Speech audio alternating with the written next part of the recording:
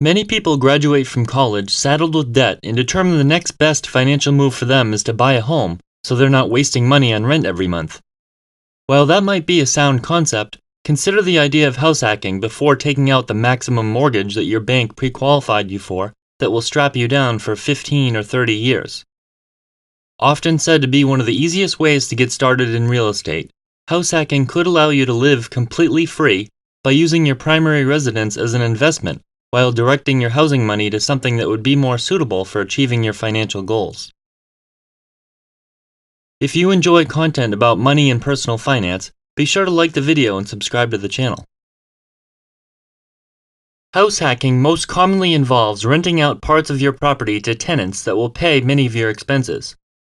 Sharing a space with your tenants might not sound very appealing at first, but before you make up your mind entirely, consider every way that you could enjoy free housing and the benefits you could receive. Perhaps you could have your entire housing payment of $1,000 or more per month covered by someone else while your mortgage gets paid down and the property appreciates in value. You could use those funds to pay down your student debt, invest in more real estate, or take advantage of the passive income and spend more time traveling.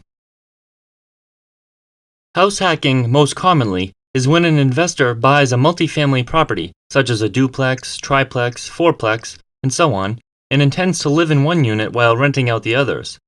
For example, you might purchase a 4-unit property where your taxes, insurance, and mortgage payment will be around $2,500, and other expenses such as maintenance and utilities would be another $500, totaling $3,000 per month. You could live in the first unit and rent out the other 3 for $1,000 per month and have all your expenses paid while enjoying a unit on your property. Some investors even choose to rent out additional rooms in their own unit for extra income.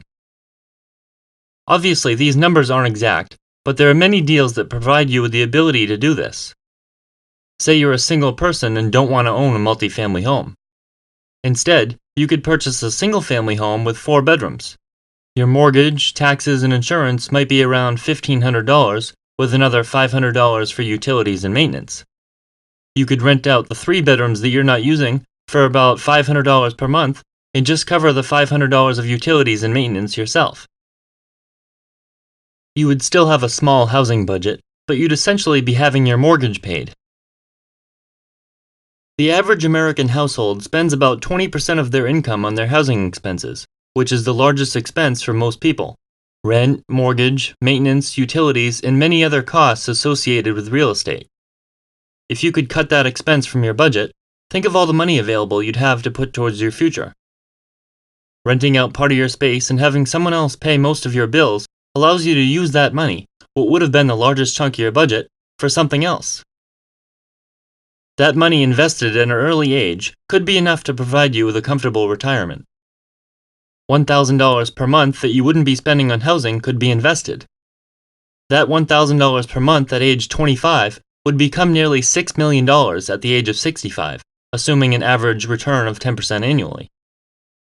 If you use that money to put towards your retirement, you wouldn't have to take it from your paycheck. Not to mention, when the tenants have finished paying off your entire mortgage and the home is owned free and clear, your cash flow will increase. Perhaps you decide you don't like living in close proximity of your tenants and you want to purchase your own place. You could keep the investment property, rent out the portion you were occupying, and your cash flow would be much higher. That income could be put towards the payment on your new home. Another reason many investors love the idea of house hacking is the financing terms you'll be able to take advantage of. Often lenders are less stringent when lending in this type of situation than when making a loan for a traditional rental property. Banks typically require 20% or more down on rental properties, but since the home will be your primary residence, banks will allow you to put less money down. A mortgage on a primary residence may only require 3% down, making it much easier to acquire the down payment, especially if you're young and trying to make the transition into investing. Interest rates for this type of mortgage are usually lower as well. For example, an interest rate 1% higher on a $300,000 mortgage will cost you nearly $200 per month. Buying a property, living there, and renting out the extra space will provide you with an easy transition into investing in rentals. Renting out a couple of bedrooms to some friends is a relatively easy way to make the jump into being a landlord. If you buy a multifamily property, living on premises will give you the ability to keep a close watch on everything, and many investors prefer to do small maintenance tasks themselves, such as paint, landscaping, and cleanup. Imagine the possibilities for the extra money you'll have left over when you have very inexpensive or even free housing while tenants pay your mortgage down every month for you.